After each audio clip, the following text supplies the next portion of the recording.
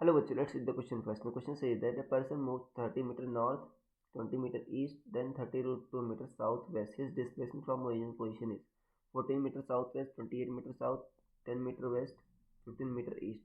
So students, सबसे पहले आपको समझना होगा कि की कंसेप्ट क्या यूज हो रहा है.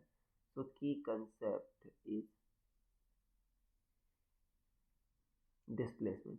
देखो, जो डिस्प्लेसमेंट क्या होता है, shortest distance between initial and final point, ये होता है, ये डिस्प्लेसमेंट होता है. तो यहाँ पर देखो, पर्सन आपका मान लेते हैं बच्चों, यहाँ ये आपका ओरिजिन है, ये चार डायरेक्शन होती है, नॉर्थ, साउथ, ईस्ट, वेस्ट. जो साउथ वेस्ट का मतलब क्या हुआ बच्चों, ये आपका इधर चलता है 45 डिग्री साउथ से और 45 डिग्री वेस्ट से बनाकर चलता है. सबसे पहले नॉर्थ जाता है, नॉर्थ मतलब 30 मीटर ऊपर जाएगा. तो नॉर्थ गया, मान लो ये ओ है, ओ से ए गया. फिर 20 मीटर ईस्ट गया बच्चों, तो ये 30 मीटर है, 20 मीटर मान लो इधर गया, बी पर पहुंचा. और फिर उसके बाद जा रहा है 30 रूट टू साउथ वेस्ट. तो साउथ वेस्ट मतलब इधर जा रहा है बच्चों, 30 रूट टू, ये कुछ ऐसा है. मतलब आपका साउथ से भी 45 डिग्री बना रहा है बच्चों, वेस्ट से भी 45 डिग्री बना रहा है. तो 30 रूट टू. अब ये 45 डिग्री है, जाहिर सी बात है इधर भी बच्चों चल रहा है आपका 30 रूट टू कॉस 45. और ये भी कह सकते 30 रूट टू कॉस 45 या साइन 45, सेम बात है.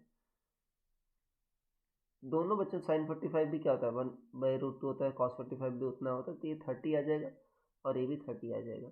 तो 30√2 आपका साउथ वेस्ट का मतलब 30 आपका वेस्ट चल रहा है बच्चों, और 30 आपका साउथ चल रहा है.